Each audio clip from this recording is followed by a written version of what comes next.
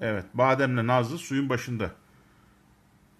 İndim pınar başına, bir cik cik çıktı karşıma. İçecek misin sudan?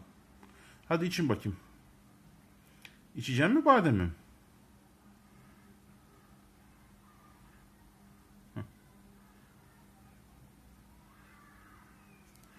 Gel bakayım badem.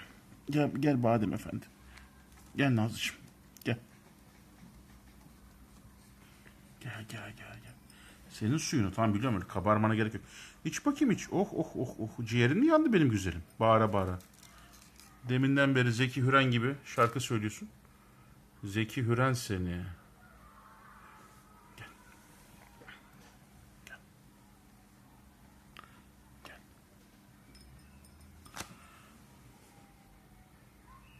Oh. Oh. Oh. Oh. Afiyet şeker olsun. Şapır şapır iç bakalım. Saka su. Saka suyunda reklamını yapıyoruz. Kuşlar bile severek içiyor. pH'i 8'den büyük. Oh. Kızım ciğerin mi yanmış senin? Ciğerin yanmış. Öt öt deminden beri cik cik cik cik cik. Ha? Seni gidi güzel seni. Cik seni.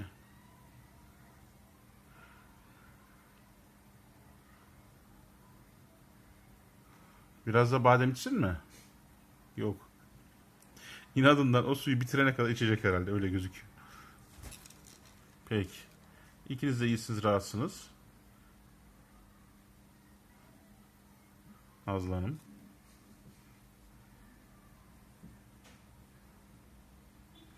Siz beyefendi gelin bakayım. Şişt, gel.